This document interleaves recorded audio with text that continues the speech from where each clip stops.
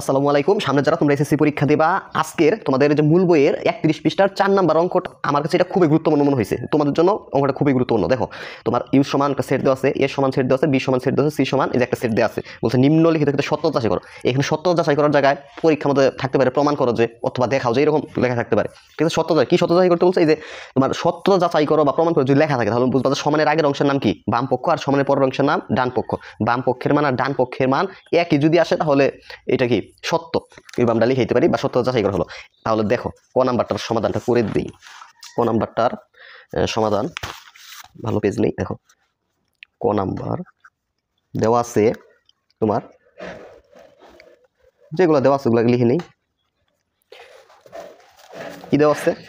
You সমান সেটের উপাদান দেওয়া আছে 1 থেকে একদম 7 পর্যন্ত, 1 2 3 4 5 6 7 এটা দেওয়া আছে। তারপরে এ সমান দেওয়া আছে তোমার 1 3 5, আর বি সমান দেওয়া আছে 2 4 6। এই উপাদানগুলো দেওয়া আছে। এখন আমরা বাম পক্ষের মান বের করতে বলছে। দেখো বাম পক্ষে কি করতে বলছে, যে এ ইউনিয়ন বি এই টুকের কি করতে বলছে, অল কমপ্লিমেন্ট বের করতে বলছে। আগে এ ইউনিয়ন বি এর মান আগে বের করতে হবে, তাহলে আমরা এই পুরো টুকের কমপ্লিমেন্ট বের করতে পারবো। তাহলে দেখো A union B is equal, union B সমান, দেখো এর জায়গায় এর সমান কি দেওয়া আছে, এই যে 1 3 5 1 3 5 লিখবা। তারপর ইউনিয়ন চিহ্ন, এই ইউনিয়ন চিহ্ন দিলাম। বি সমান কি আছে 2 4 6, তাহলে বি সমান লিখলাম 2 4 6। ইউনিয়নের মানে কি, কমন আনকমন সব, মানে দুই সেটের সবগুলো উত্তরে নিতে হবে, কিন্তু এক উপাদান দুইবার লেখা যাবে না। ঠিক আছে, দেখো 1 আছে নিবা, 2 আছে নিবা, সাজিয়ে লিখি, 3 আছে নিয়ে ফেলবা, 4 আছে নিয়ে ফেলবা, 5 আছে নিয়ে ফেলবা, 6 নিয়ে ফেলবা, শেষ। এ ইউনিয়ন বি নির্ণয় করা শেষ। 1 2 3 4 5 6 হলো এ ইউনিয়ন বি। মানে ইউ মানে কি, কমন আনকমন সবগুলা নিচ্ছি উত্তরে। তারপরে এখন বাম পক্ষের মানটা এখন আমরা বের করতে পারবো। বাম পক্ষ সমান বাম অংশ কি আছে, এ ইউনিয়ন বি, এটার উপর কি আছে, পূরক আছে, পূরক অর্থাৎ কমপ্লিমেন্ট আছে। দেখো তা পূরক যদি আমরা তুলে দিই তাহলে কি করতে হবে, ইউ থেকে কি করতে হয়, ওইটু বিয়োগ করতে হয়, এ ইউনিয়ন বি। আশা করি বুঝতে পারছো। মানে যদি তোমার কোনো কিছুর পূরক থাকে, যেমন এখান থেকে ধরো এ পূরক, এর মানে কি ইউ বিয়োগ এ, বা বি পূরক, এর মানে হলো ইউ বিয়োগ কি বি, সার্বিক সেট থেকে ওই সেটটা বাদ দিতে হবে। তাহলে এই যতটুকুর উপর পূরক থাকে ওইটা ইউ থেকে বিয়োগ করতে হয়। হলো এ ইউনিয়ন বি পূরক মানে ইউ বিয়োগ এই অংশটুকু যতটুকু ছিল। পরবর্তীতে ইউ এর জায়গায় ইউ সেটের উপাদানগুলো লিখে ফেলবা, 1 2 3 4 5 6 7।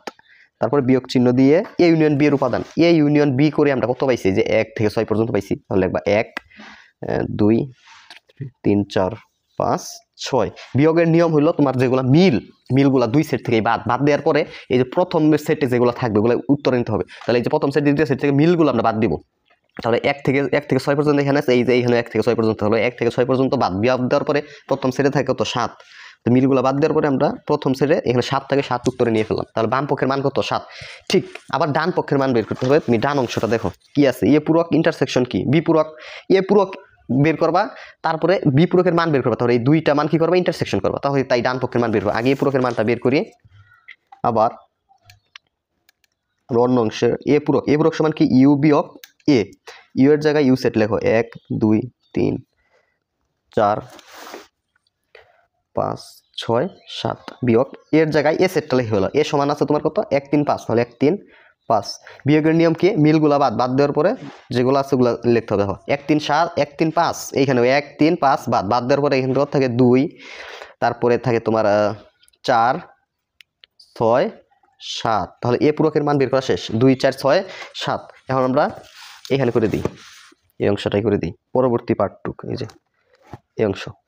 এখন আমরা দেখো বি পূরকের মানটা বের করি, বি পূরক মানে কি ইউ বিয়োগ বি, ইউ এর জায়গায় ইউ সেটটা লেখো, 1 2 3 4 5 6 7 বিয়োগ বি এর জায়গায় বি সেটটা লেখো, বি সেট কত আছে, 2 4 6 2 4 6।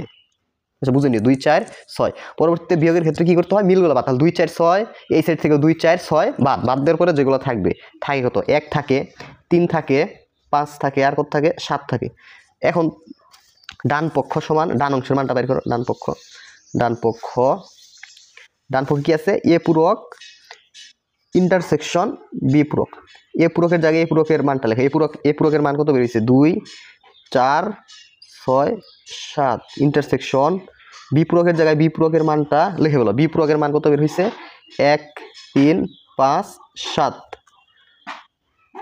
আচ্ছা ইন্টারসেকশন মানে কি? ইন্টারসেকশন মানে কমন। ইন্টারসেকশন মানে কি? কমন মানে দুই সেটে যেটা আছে ওইটাই উত্তরে নিতে হবে। তাহলে দেখো 2 1 3 5 7 এইখানে আছে 1, এইখানে 1 নাই, এখানে 3 আছে, এখানে নাই, 5 আছে, এখানে নাই, 7 আছে, এখানেও কি আছে 7 আছে, তাহলে 7 নিতে হবে উত্তরে। তাহলে দেখো ডান পক্ষের মান কত? 7। বাম পক্ষের মান কত আসছিল? 7। মানে বাম পক্ষের মান আর ডান পক্ষের মান কি একই আসছে, জাস্ট লাস্টের লাইনটা এটা এবার লিখে দিবা যে অতএব বাম পক্ষ সমান ডান পক্ষ। সত্যতা যাচাই করা হলো, সত্যতা যাচাই করা হলো, শেষ, জাস্ট শেষ। এখন দেখো তোমাদের এমসিকিউ কোর্স সম্পর্কে বলে, যারা এসএসসি 25 সালে পরীক্ষা দিবা তোমাদের জন্য ভাইয়া যে এমসিকিউ কোর্স চালু করেছি, দেখো এই যে এমসিকিউ কোর্স সম্পর্কে একটু বিস্তারিত বলি, তোমরা একটু দয়া করে দেখো। দেখো এসএসসি গণিত ক্রাশ কোর্স, ঠিক আছে, এই কোর্সটি 2025 সালের এসএসসি পরীক্ষার্থীদের জন্য। এই কোর্সের টেস্ট পেপার থেকে 700টির অধিক, বুঝছো 700টির অধিক মানে 700-র বেশি, 700টির অধিক মোস্ট ইম্পর্টেন্ট এমসিকিউ সমাধান করা হয়েছে। কোর্সের ভর্তির সময় ফাইনাল পরীক্ষার আগে যে কোনো সময় ভর্তি হতে পারবে, কারণ ক্লাসগুলো ফেসবুক গ্রুপে রেকর্ডেড করা। কোর্স ফি মাত্র কত? 100 টাকা। কোর্সে ভর্তি হতে কল করুন, মানে এই দুইটা নাম্বারে যে কোনো একটা নাম্বারে কল করলেই কোর্সের কীভাবে ভর্তি হতে হবে আমি তোমাদেরকে বলে দিব। ফেসবুক গ্রুপে তোমাদেরকে যুক্ত করে নেবো, ফেসবুক গ্রুপে ক্লাসগুলো রেকর্ডেড আছে। সো তোমরা এখনই দেরি না করে, যেহেতু তোমাদের পরীক্ষার রুটিন দিয়ে দিয়েছে, তোমরা কিন্তু কোর্সে ভর্তি হয়ে যেও। ধন্যবাদ সকলকে।